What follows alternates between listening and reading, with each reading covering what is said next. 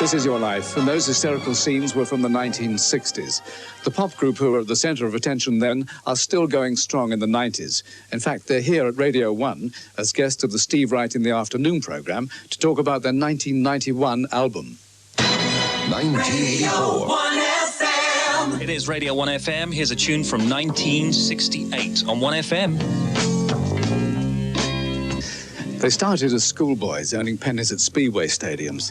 They've had their setbacks and they've made their comebacks, and they're still among the top of the world's pop stars, and they're writing songs for others as well. Here in the studio, one of their tracks is just coming to an end. Okay, that was 1968. This is 1991. They were here before on Steve Wright in the Afternoon, and they're here again. My special guest are the Bee Gees. The Bee Gees are here. Yes, despite the rumours we're back. Yes. Oh, my God. And the reason why I'm here, of course, is to say, gentlemen of the Bee Gees, tonight, this is your life. I don't believe it.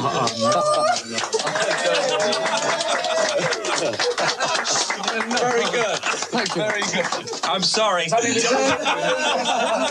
It was all lies. Thank you, Steve. Very nice. Oh, man. It's a setup. It's a setup. We've got a slightly larger studio waiting for you just down the road. So, glad to come this way. Steve, tell the listeners it's service as normal now.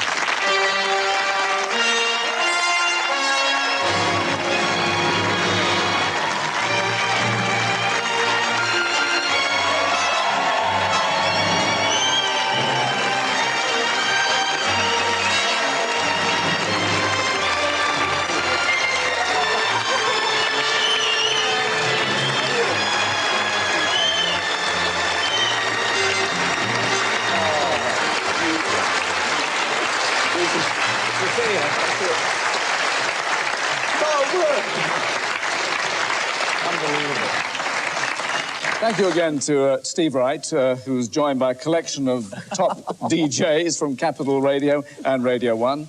We couldn't have sprung our surprise without secret meetings at your homes in Miami with some special people. Barry's wife, Linda, with children Michael, Travis, Ashley and Stephen. Robin's wife, Queena, and sons Robin, John and Spencer.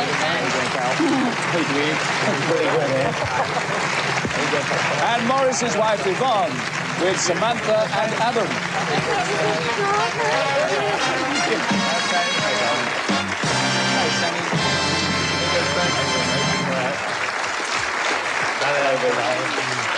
God, you did this well.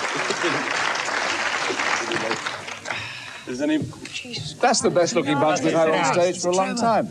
But safely surrounded by your greatest fans and with the very best of the Bee Gees high in the charts, let's look back on 4 decades of making music.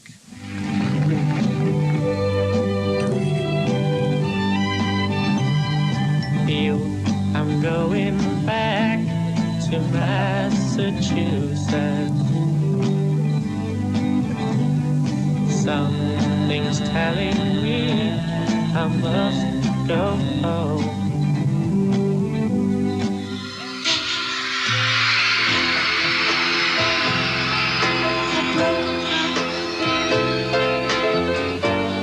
How can you stop the rain from falling down? How can you stop the sun from shining? What makes the world go round?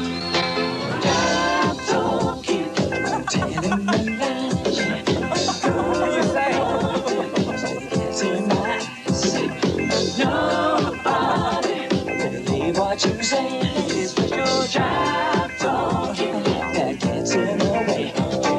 Laying it on the nights on Broadway, singing them love songs, singing them straight to the heart.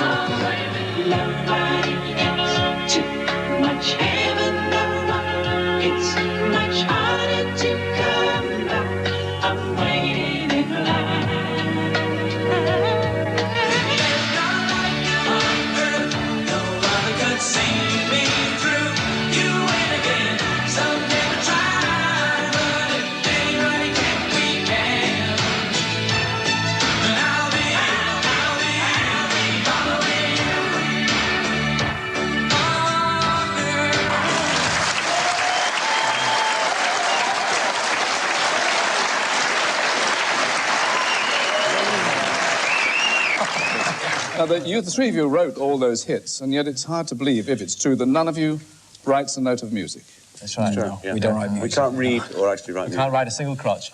Crotch. Crotchet. Well, music was certainly in the air when your dance band leader father married your mother in 1944. His band formed an arch of musical superstar. instruments. Now, Barry, you were born in 1946, the twins 3 years later, and you were still in infant school when you started singing in harmony. And I thought you'd left the radio on in your bedroom. Do you realise it took a television show in England to get your mother off the slot machines in Las Vegas? Flown in from their home in Nevada, your mum and dad, Barbara and Huey.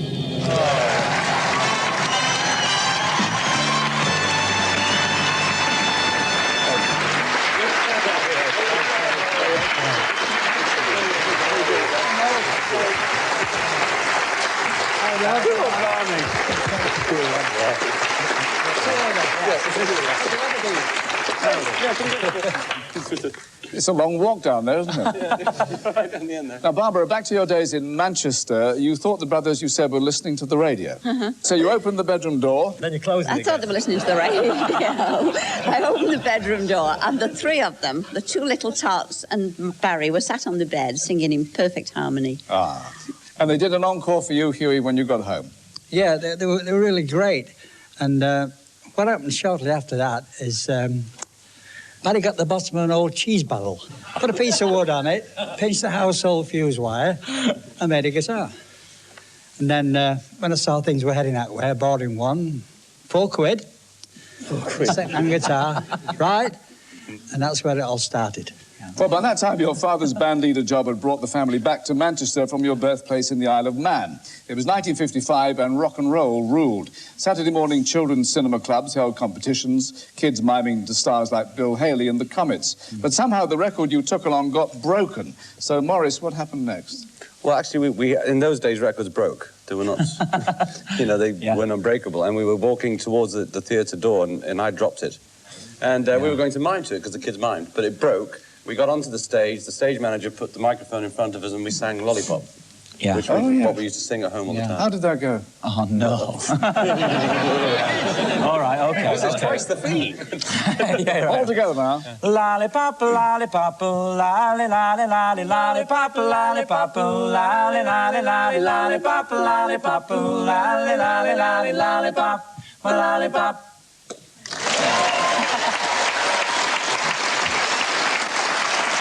And I'd like to say that was the debut of the Bee Gees, but you didn't call yourselves that in those days. That's true. What were you, Robin?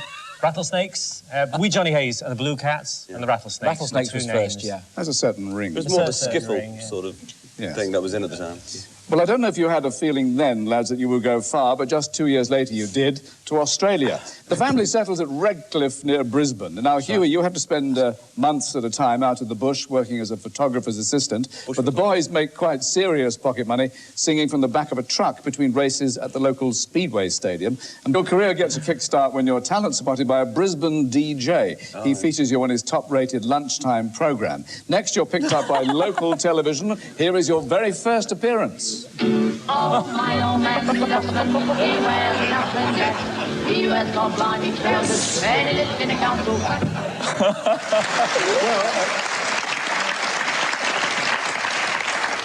An early influence on your musical style was, oddly enough, not a dustman, but an international star you never dreamed would one day become a close pal. From Connecticut, Neil Sedaka. Congratulations, Morris, Robin, and Barry. I've been a Bee Gees fan for at least 30 years. I'm dating myself. They write the best songs. They are standards, evergreens, and they appeal to every age group. Sorry I'm not with you guys.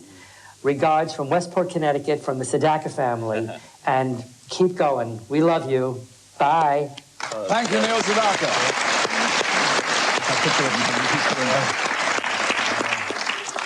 You have no fewer than 11 record releases before you have your first success, Spicks and Specks. The sun that shone on my head, the sun in my life, it is dead, it is dead. Well, ironically, news of that #1 hit in Australia reached you when you'd already boarded the boat home, and the outlook was distinctly sunny when you arrived in London and auditioned for an Australian-born pop impresario. The result, an exclusive management deal that was to make you millionaires. Recalling that February of 1967, Robert Stigwood.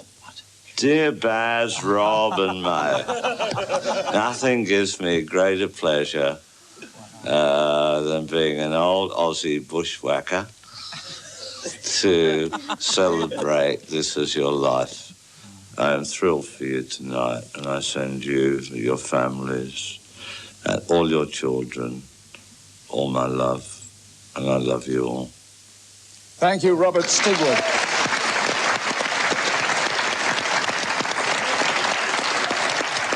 Well, now, by September, you'd released the first of your international hits, New York Mining Disaster. By the end of the 60s, you had over 24 #1s in 15 countries. And someone else was finding fame in films, such as Twinkie and Straw Dogs. Close family friend Susan George. Oh, come on.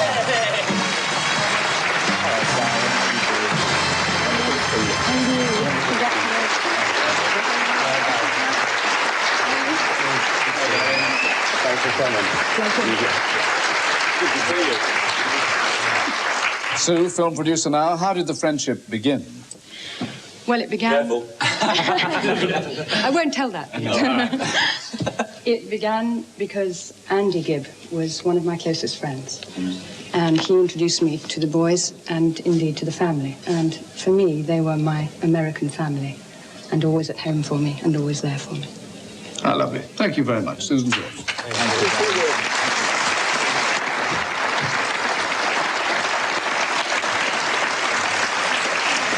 Well, after 60s success, the 70s start in discord. The pressure of non-stop work is telling. Robin goes solo, and the eldest of the Gibb children stands in for him at the talk of the town, the first and last female Bee Gee. But she quit the pop scene and now runs her own boarding kennels in Sydney. Your sister, Leslie. Wow. Hi, guys. I'd love to have seen your faces at this time. I'd have given anything to have been with you. Anyway, we will be next year if everything goes according to plan. Hi, I bet it was a wonderful surprise. We're very proud of you. Congratulations, and I hope it's still going on for years to come. Hello, I would just like to say hello to my cousin Travis. Big waves. Lovely. Thank you, Leslie and family. Now, you three are back on song with a vengeance by 1971 with a #1 in the American Hit Parade and a triumphant return tour of Australia. Your continuing domination of the charts hits a peak in 1978 with your songs for Saturday Night Fever.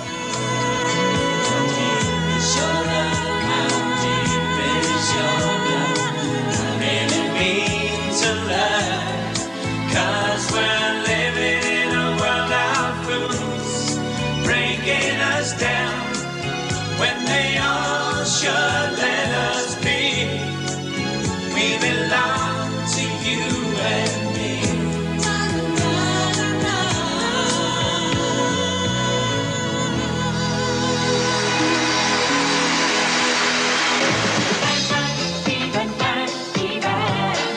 We know how to do it.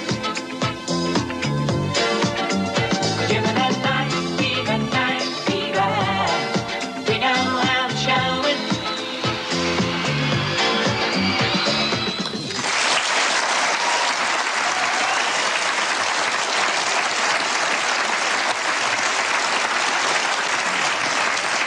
Your music for Saturday Night Fever has a profound influence on one of the world's greatest pop idols. Right now, as usual, he's recording a new album. On the line from his Hollywood studio, Michael Jackson.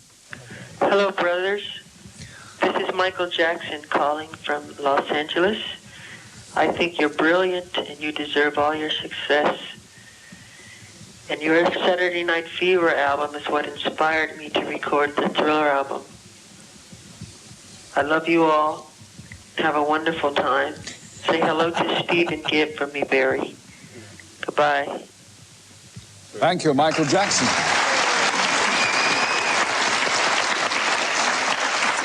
You also find harmony away from the recording studios. All three of you find married happiness second time round. Barry to Linda in September 1970, after being introduced by young Jimmy Savile himself. Morris to Yvonne in October 1975, and Robin to Dwina in July 1985. Then, as if 6 Grammy Awards weren't enough, you even got to be impersonated, all three of you, by a certain mad broadcaster. Wonderful. Great. Where is he? Oh. Yeah.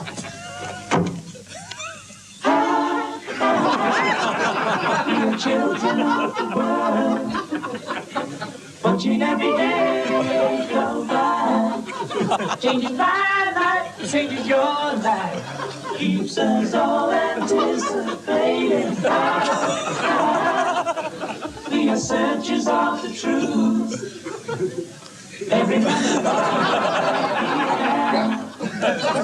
And back in roughly one piece tonight, Kenny Everett.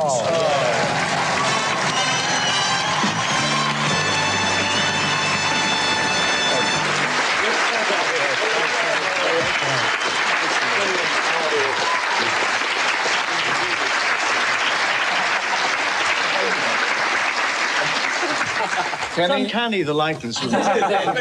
We look just like you. You looked wonderful on the screen there. I look wonderful now, you rat. Actually, the only problem with that sketch was because, apart from doing all the parts and taking years about it, was getting a really hairy chest rig. So we scoured town, wig specialities, Bermans. We couldn't find one that was hairy enough, so we borrowed Barry's. That was worth working on, Kenny. That's Thank my you funny very line. much Good night.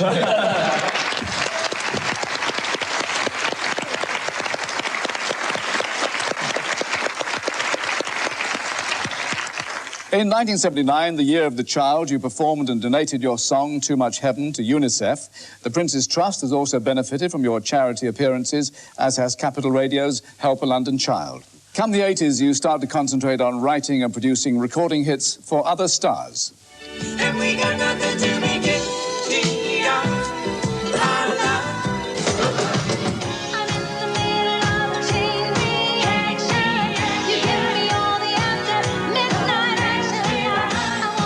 And we hear now first from the world's top-earning singing star, Kenny Rogers. Well, hi, guys. Congratulations on this. It's obviously a very big evening for you. I'm so sorry that I couldn't be there in person to help you share and enjoy this thing, but I want you to know I'm very excited about being a part of it regardless. You not only are responsible for some of the best music that I've ever heard, but you're also responsible for some very dear friendships to me. And congratulations, guys. Look forward to seeing you. Next, Dionne Warwick.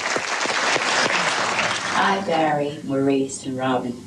I'm sorry I can't be with you there in person to hug you and congratulate you on this wonderful honor. I remember very vividly, in Florida, in the studio, not wanting to record Heartbreaker. But I must say a great big thank you. It was the biggest record I've ever had. When we're going to do it again, I look forward to it. Take good care, God bless, and I love all three of you. And now, Diana Ross. I would like to congratulate you, Barry, and Robin, and Morris for your success and your longevity in this ever-changing music business. And I thank you for letting me play a very small part in your life. And lastly, Barbra Streisand. 10 years ago, Barry and I collaborated on an album. I'll never forget the experience. It was the most fun I ever had making a record. And tonight, all of the Gibb brothers are being honored by This Is Your Life. Am I happy to be part of this celebration? I plead guilty. Thank you, Kenny Rogers, Dionne Warwick, Diana Ross, and Barbra Streisand. Now, back in 1969, there was a TV film on this side of the Atlantic, Cucumber Castle. Remember the bedroom scene?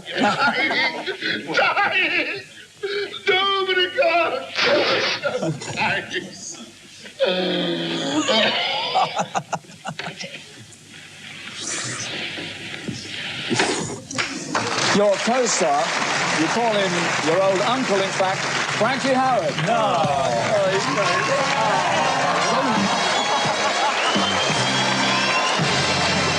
Sit down. Get away. sit down. Sit on the side.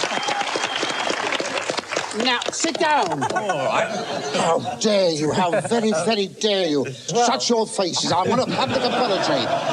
We did this film. It was called the Sergeant Pepper's Lonely Hearts Club Band. Terrible film. I was marvellous, mind you, but the rest of it I was. You were very brilliant. And what about Cucumber Castle? How you dare sit there and look me in the face? They got me into bed. I'll rephrase that. I was in bed and playing a grandfather. To them, only a couple of years younger. So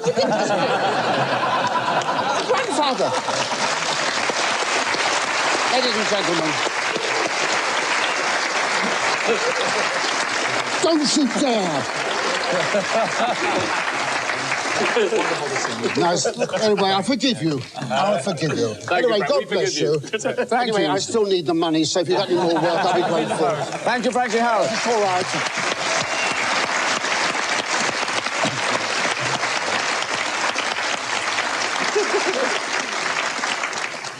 What happy memories. Now, running parallel with your own achievements, another gifted brother found his place in the spotlight. Youngest of the family, Andy Gibb, had a series of hits in the late 70s, including An Everlasting Love and Shadow Dancing. After his death just 3 years ago, you dedicated this song to him. I wish you were here, drying these tears that I cry. They were good times, but a bad time of year for being alone. 'Cause you're dealing with a heart of stone. Try to kiss and say goodbye. Try to throw our love away and that storm will blow.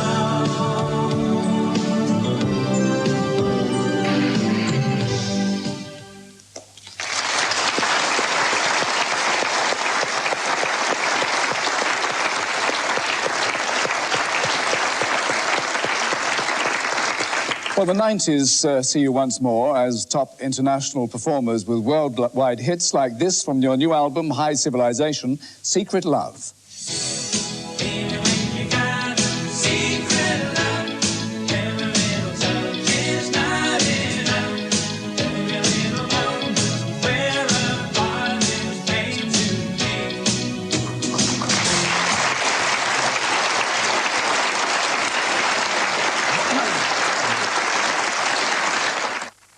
Now let's rewind again to that Speedway Stadium near Brisbane. Just schoolboys, you sang from the back of a truck. Your pay was pennies tossed to you by the crowd. The year was 1959, and you made your first ever recording, 20 Miles to Blue Land. 20 miles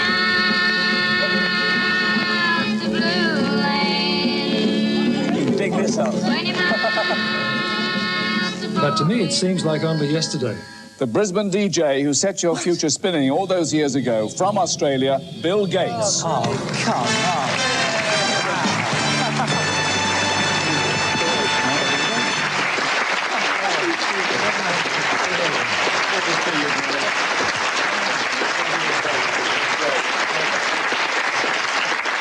Bill, it was you who finally gave the brothers their name. Well, that's right, Michael.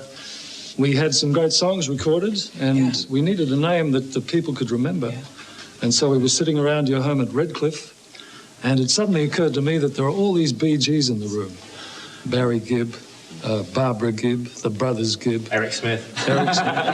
We all talk about him. The Speedway promoter Bill Good and Bill Gates. So all these Bee Gees, it seemed like a good idea at the time, and I think it worked. It seemed as so you decided on the Aristocrats, but later you changed it to the Bee Gees. That's right, the Bee Gees. The Bee Gees it is. Barry, Robin and Maurice, this is your life. Thank you. Who's going to take the book?